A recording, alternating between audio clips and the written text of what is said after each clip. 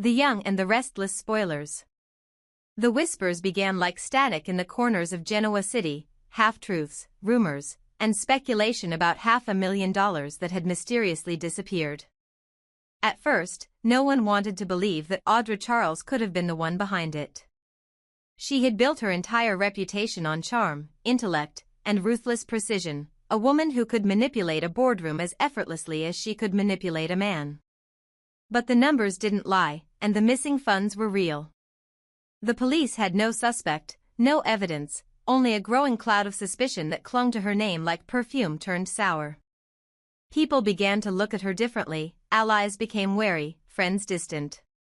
And then Holden and Claire appeared, their arrival casting a new shadow over an already poisoned landscape. Holden had always been a man of quiet menace, controlled, intelligent, but with eyes that hinted at unfinished business. Claire, on the other hand, was all ice and fury, her beauty sharpened by resentment. Their connection to Audra was complicated, knotted by old rivalries and newer wounds. Once, years ago, Audra and Claire had been rivals for more than just professional success. They had competed for recognition, influence, and even affection. Both were ambitious women who refused to bend to anyone's control, and in a world ruled by manipulation, that made them dangerous to each other. Claire had always seen too much of herself in Audra. The same cunning, the same seduction of power. Their hatred wasn't born of difference, but of similarity. Each was a mirror the other couldn't bear to look into. When Holden and Claire arrived at Audra's apartment uninvited one stormy evening, witnesses heard raised voices, the sound of something breaking, and then silence. What they said inside those walls was known only to them, but the air that night crackled with the kind of tension that only precedes catastrophe. The next morning, Audra was gone. Her phone was dead, her car abandoned, her apartment immaculate, too immaculate, as if someone had scrubbed it clean of life itself. Days passed, and rumors multiplied. Some said she had fled the city with the stolen money. Others whispered that Holden had finally snapped, or that Claire's jealousy had driven her to the edge. But it wasn't until the police found the body that the story truly began. The room was small, windowless, and silent except for the hum of the overhead lights. The corpse lay on the floor, half covered by a sheet, her features obscured by bruises and time. Yet even beneath the decay, there were unmistakable traces, the curve of the jaw, the auburn hair, the scar on the right hand that Audra had once received during a fight years earlier. The detectives exchanged glances, and the word spread like wildfire: Audra Charles was dead. Or so it seemed. The discovery shattered the city's fragile calm. The woman who had once manipulated billionaires, who had been both muse and monster, was gone, leaving behind a mystery that no one could explain. The police launched an investigation, and the Newman family, who had long had ties to Audra through business and scandal, found themselves dragged back into the chaos. Holden, now the primary suspect, denied everything. Claire, pale and trembling, refused to speak. But even as the evidence mounted, something about the scene didn't add up. The fingerprints on the doorknob didn't match Holden's. The timeline didn't fit Claire's alibi. And the money, the missing $500,000, was still nowhere to be found. In the midst of this storm, Matt Clark re-emerged from the darkness. He had been quiet since his last confrontation with Sharon and Nick, his vengeance cooling into something colder, more deliberate. When word of Audra's death reached him, he watched from the shadows with unsettling calm. To most, he was just another ghost of the city's violent past, but those who truly knew him understood that Matt never appeared without purpose. He thrived on chaos, and nothing pleased him more than watching the Newmans unravel. If Audra was indeed dead, it was a victory for him, not because he cared about her, but because her death added fuel to the fires of distrust already consuming everyone around her. But the deeper investigators dug, the stranger the story became. There was no conclusive DNA confirmation, only partial matches. The autopsy revealed inconsistencies, the height was slightly off, the dental records didn't align perfectly, and the time of death was uncertain. Some began to wonder whether the body belonged to Audra at all. Could it be another woman made to look like her? Had someone staged the scene to create an illusion? Holden swore that he had last seen her alive, and that she had threatened to expose him for something she had discovered about his past. Claire, in a moment of emotional collapse, confessed that she had followed Audra that night, not to harm her, but to beg for forgiveness. The lines between truth and fiction blurred until even the detectives couldn't tell who was the victim and who was the predator. The $500,000 became more than just a missing fortune, it became the key to the entire mystery. Whoever had taken it had also erased Audra's existence. Some speculated that she had faked her own death to escape justice, using the money to vanish. Others believed that she had been silenced by someone far more powerful than Holden or Claire, someone with resources, someone who needed her gone. And in the corner of every theory, one name kept resurfacing: Matt. If Matt Clark had been involved, the implications were terrifying. He had already proven that he could manipulate lives with surgical precision, turning love into fear and loyalty into madness. He didn't kill for greed or passion, he killed for art, for the pleasure of watching others crumble. If he had found Audra, he might have seen in her a reflection of his own twisted brilliance, a kindred spirit in deceit. But when two predators meet, one must always devour the other. Nick and Sharon, still reeling from their family's recent tragedies, watched the investigation unfold with a growing sense of dread. They had both crossed paths with Audra before, had both underestimated her. Nick, in particular, felt a strange mix of guilt and fascination. He knew Audra had secrets, she always did, but he hadn't realized how deep they ran. Sharon, ever intuitive, sensed a connection between the deaths, the lies, and Matt's silent presence. She warned Nick that the story wasn't over, that whoever had started this chain of events wasn't finished yet. Then, days later, came the twist no one expected. Surveillance footage surfaced from a gas station on the outskirts of town, grainy, low quality, but clear enough to show a woman matching Audra's description filling up a car. The timestamp placed the footage a full 24 hours after the estimated time of death. The city froze. If the woman in the footage was Audra, then whose body had been found in that room? And if it wasn't her, where had she gone, and why? Holden and Claire, now both under suspicion, began turning on each other. Old resentments surfaced, and their shared guilt became a weapon. Holden claimed Claire had lured Audra into a trap, while Claire insisted Holden had staged the entire thing to frame her. But beneath their accusations was something even darker: fear. They both knew someone else was pulling the strings. Someone who had been watching all along. Matt's name resurfaced once more when a detective traced a bank account linked to the missing money. It had been opened under an alias he had used years ago. The transactions were erratic, small withdrawals spread across multiple cities, designed to mask a trail. To the trained eye, it looked like the work of a ghost, someone both alive and dead, moving unseen. If Matt had truly orchestrated everything, from the missing money to Audra's disappearance, it would mean that Genoa City was no longer dealing with a simple crime. It was dealing with a game, one where the rules were written by a man who thrived on watching others lose. The city waited for confirmation, for the autopsy results, for an arrest. But none came. Days stretched into weeks. The story twisted itself into legend: the missing woman, the stolen fortune, the whispers of a killer who couldn't die. For some, Audra was gone forever. For others, she was alive somewhere, watching from a distance, waiting for the perfect moment to reclaim her throne. And as for Matt, he vanished once more, his presence lingering like smoke after a fire. No one saw him again, but everyone felt him, in the unease that crept through the streets, in the paranoia that followed every late-night knock on a door. If Audra was truly dead, her death marked the end of one era and the beginning of another, a world where even the most cunning could fall, where beauty and intelligence were no shield against the darkness that thrived in Genoa City.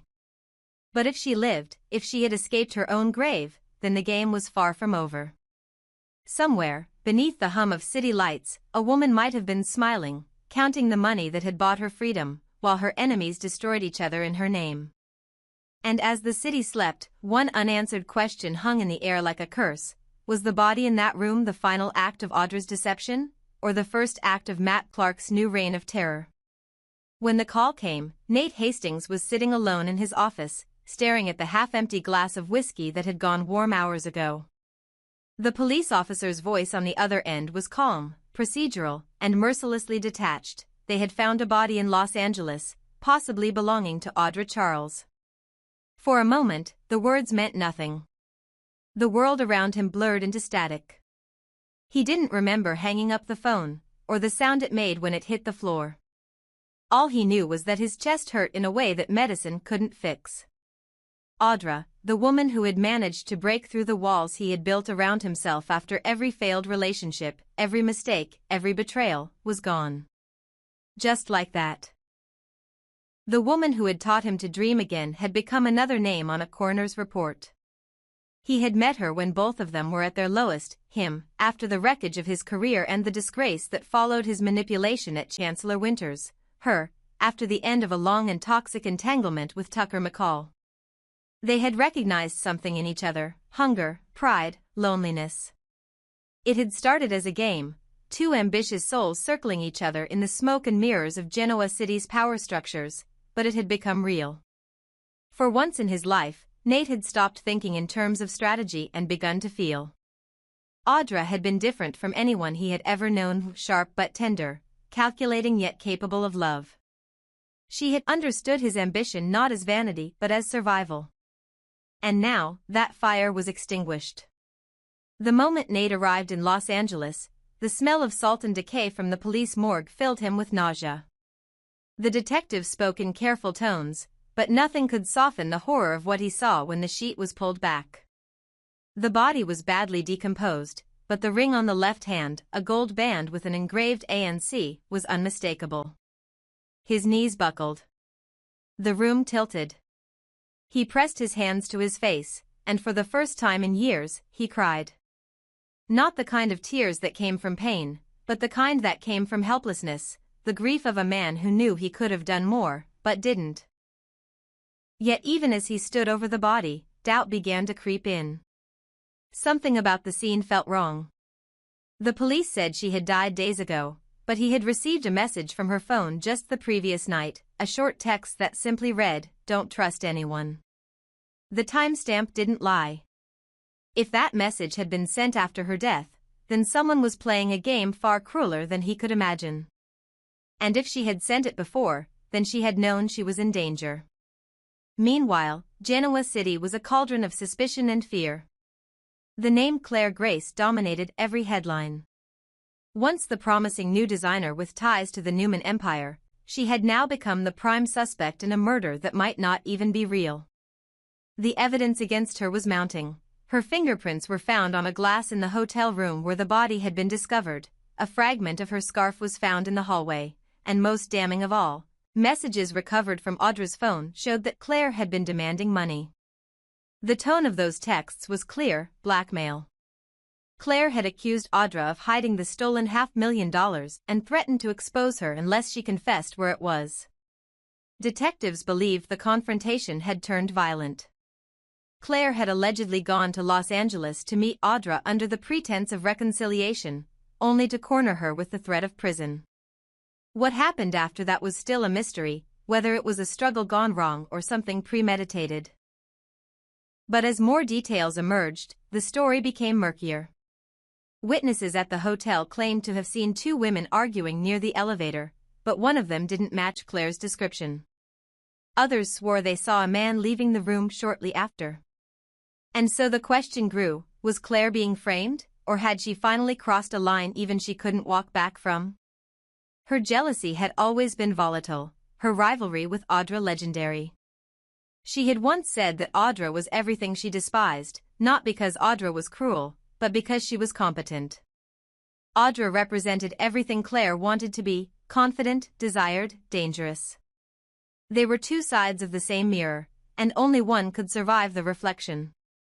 When the detectives presented the evidence, Claire broke down in tears, insisting that she hadn't killed Audra. She admitted to confronting her, to demanding the money, to threatening her in anger, but she swore she left before anything happened. No one believed her.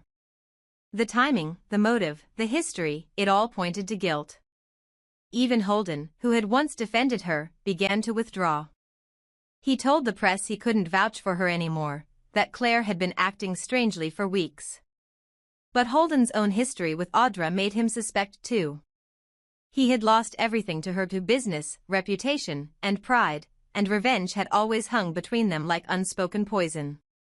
As the investigation deepened, a grim narrative took shape. The detectives pieced together the last 48 hours of Audra's life. She had flown to Los Angeles unexpectedly, withdrawn a large sum of money, and checked into a luxury hotel under an alias. Claire arrived the next day. They argued. Hours later, Audra vanished. The next morning, the body was found. The money was gone. On paper, it was simple. But in Genoa City, nothing was ever simple. Nate couldn't accept it. He knew Audra too well. She was a survivor. She had outsmarted billionaires and criminals alike. She wouldn't have been so careless. And more importantly, she wouldn't have trusted Claire enough to meet her alone. His instincts told him there was more, a layer of deceit even the police hadn't uncovered. He began his own investigation, quietly, methodically, retracing her last steps. Every clue led him further down a labyrinth of deception, fake accounts, offshore transfers, and encrypted messages signed only with the initials MC. The realization came slowly, chillingly. The signature wasn't just random. It was familiar. MC Matt Clark.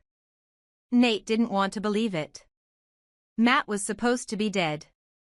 But if he was alive, if he had somehow inserted himself into this chaos, then everything changed. The precision, the manipulation, the way everyone around Audra was turning against each other, it all bore his mark. Matt had always been a ghost who fed on human weakness, and now it seemed he had found new prey. When Nate brought his theory to the detectives, they dismissed it as desperation. But then came the call that changed everything.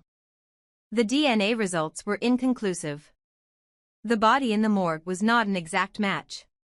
The blood type was the same, but there were genetic discrepancies that couldn't be explained. It wasn't Audra. The woman lying in the cold drawer was someone else, someone made to look like her. The case imploded overnight. The press went silent. The police refused to comment. Nate's grief turned into obsession. He began receiving anonymous messages, photos of him and Audra together, notes written in her handwriting, taunting him to keep searching. Claire, still under house arrest, insisted she was being framed. Holden vanished. And in the distance, a new rumor began to spread, of a man seen near the LA hotel days before the murder, using an alias known to belong to Matt Clark. For Nate, the truth became unbearable. If Audra was alive, then she had faked her death to escape something, or someone. If she was dead, then someone had killed her to send a message. Either way, the game had just begun. Claire's blackmail was only the spark, the fire was much larger. The missing money, the forged death, the false DNA, it was all connected to something deeper, something that reached beyond jealousy or revenge. As the days passed, Nate stopped sleeping. He spent his nights staring at photographs of Audra, memorizing every detail, every smile, every secret she had ever told him. The more he looked, the more he realized how little he had truly known her. Maybe she had loved him, maybe she had used him, or maybe both were true. But one thing he knew with absolute certainty, someone wanted her story erased. And yet, deep down, he felt something else, a flicker of belief, irrational but unshakable. Audra was too smart to die like this. Somewhere, she was alive, watching the chaos unfold, waiting for the right moment to return. And when she did, it would not be as a victim. It would be as the woman who had turned her own death into the ultimate weapon. For now, all Genoa City could do was wait for the next body, the next revelation, the next whisper of truth. Because in this city, no secret stayed buried forever. And as Nate stood in the empty hallway of the Los Angeles morgue, the echo of his own footsteps reminded him of the one truth that bound them all: love, in Genoa City, was never pure, it was always fatal.